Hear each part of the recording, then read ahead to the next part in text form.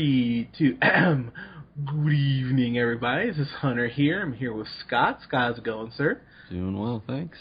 Good, man. So just to let you guys know, thank you so much for listening. Subscribe to us here on SoundCloud at soundcloud.com. Yeah, I can't believe people actually listen to this. Isn't that crazy? I know, it's madness, isn't it? Yeah, and we thank you for listening. What are you doing with your lives? Go do something productive. I like to think that people are either mowing the lawn or they're having sex with someone in the bathroom stall. When they're Fair enough. Yeah, that's the only two ways you can listen to it. Well, that's the target demographic we're going for. Definitely our target demographic. But listen to us here on SoundCloud at The Real Pineapple 775. Like us on Facebook at The Real Pineapple. And you can follow yours truly on the Twitter at JHunterRealPineapple. And follow Mr. Scott Neerman here at Newman the First.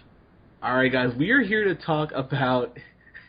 I'm sorry. Jason Statham is back. Because everyone's been asking for it.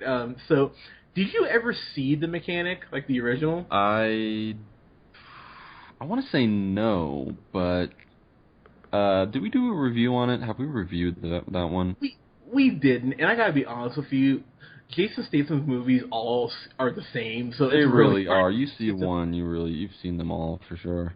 I legitimately like the few movies he's done that have been different have been Furious 7, Spy, which I actually fucking adore actually, and then the Crank movies. Oh, Italian Job was actually good too, and of course Snatch. So I mean, Jason Statham spread out. Has done some movies I really like, but man, most of the movies he's done, whether it's Death Race or the Expendable movies or Blitz or Killer Elite or Redemption or Parker or Homefront. You remember Homefront, Scott? You remember that classic? I do remember Homefront. With him and James Franco. And apparently he's in Fast 8 somehow, even though he clearly dies in Fast 7. But you know what? They brought back Michelle Rodriguez. Maybe he has a clone. You never know. He is like the poster child of mediocrity. I mean, he's got this Rotten Tomato, and this is we say all the time. This is not the Bible. It's not gospel. Not gospel. But you got 32%, 80% for Furious 7, 94 for Spy, but he goes 32, 41, 42, 69, 48, 57, 66, 25, 48, 55, 53. They're all the same, and it's not like... I have such mixed feelings about Jason Statham, because when he came onto the scene, and especially Transporter and Snatch, Love Snatch, and Lock, Stock, and Two Smoking Barrels, I really liked him, and I was so pumped for all of his movies. And then all of these movies started coming out. I loved Crank, I will say that. You get the second Transporter coming out, not as good. Bank Job was okay.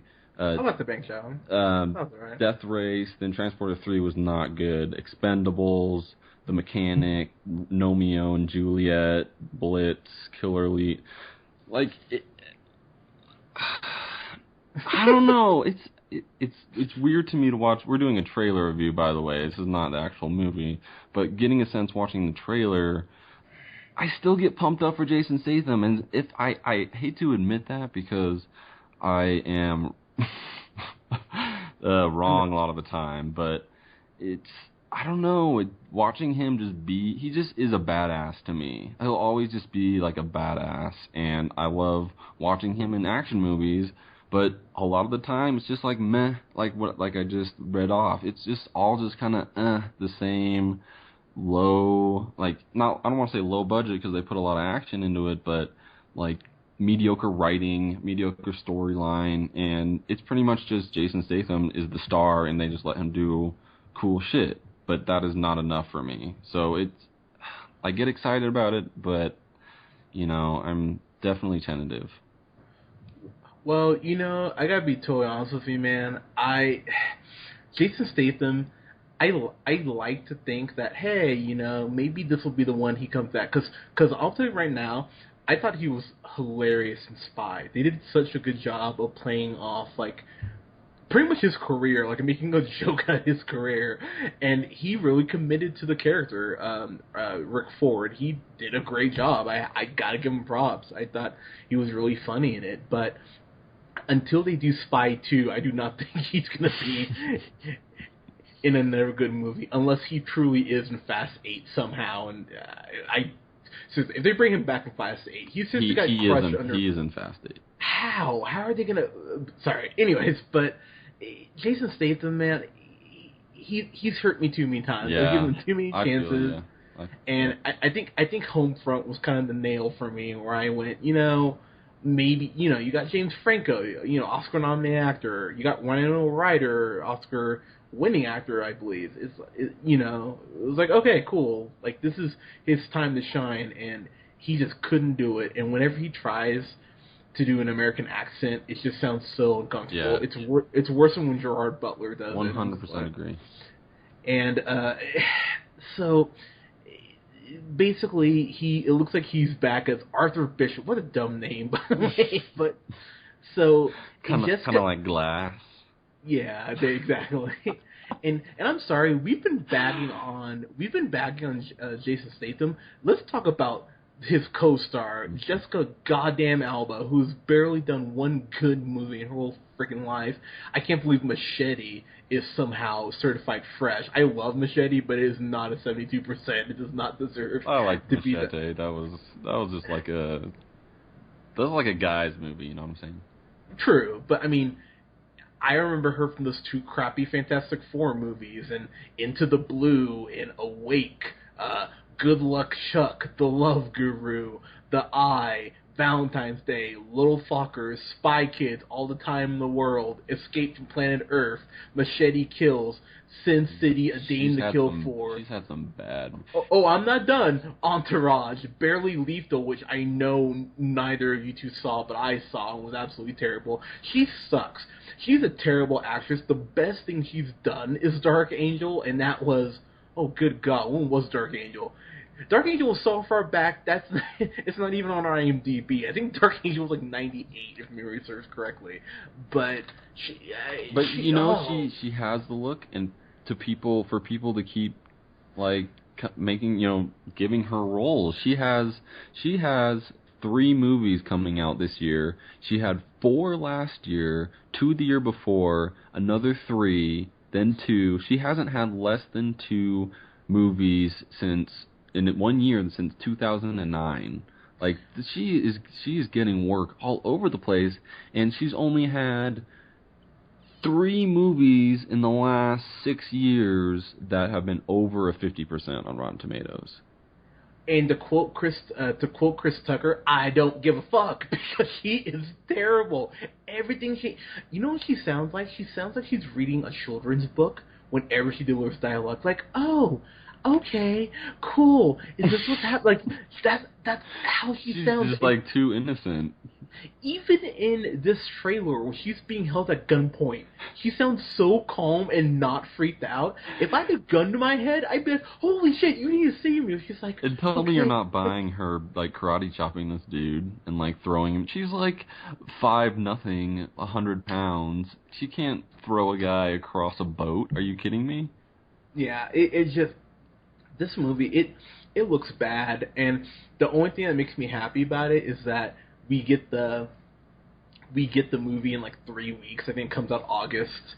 I think it's the first week of August. Let's see here. Mechanic Resurrection. Let's see when we get to review this gem.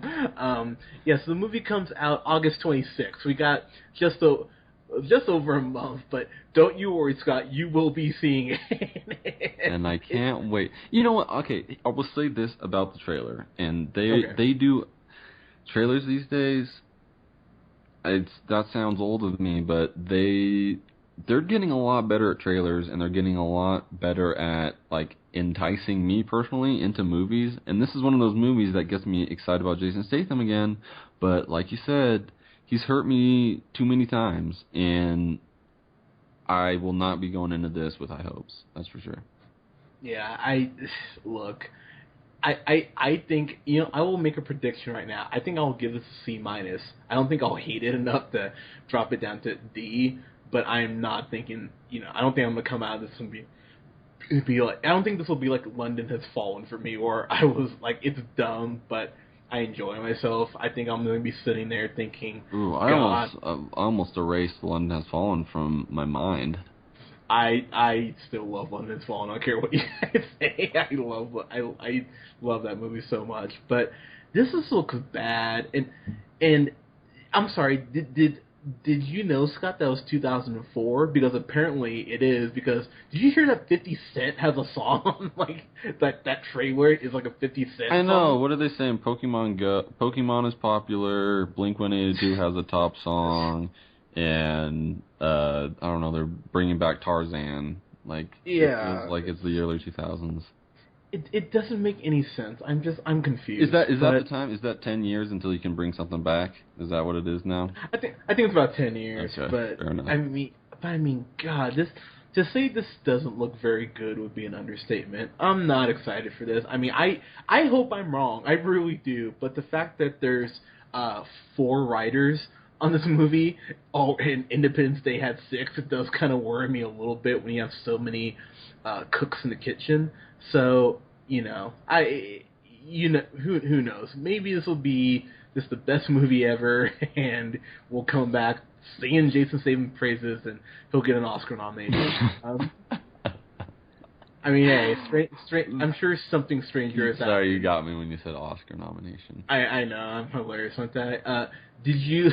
And the last thing I'll say here before we kind of wrap this up, did you notice how Tommy Lee Jones is in there looking like the world's oldest pedophile with that soul patch there? He's kind of going by the way of Clint Eastwood, where it's just like, man, it's about time. It's about that time. Yeah, it's about time for Norm Macdonald dressed as death to come in. Oh, Norm. to come and take him away.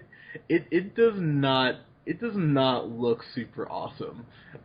So, like I said, that's the quote of the year. It does not look super awesome.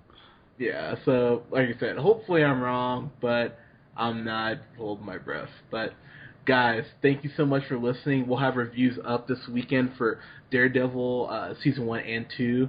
We're gonna go ahead and knock that out in one review, and we're gonna go ahead and review Ghostbusters as well, along with Scott Pilgrim vs. the World, because I love Scott, and we have never reviewed Scott Pilgrim, and we should. So, guys, thank you so much. We'll talk to you soon. Bye. Well done.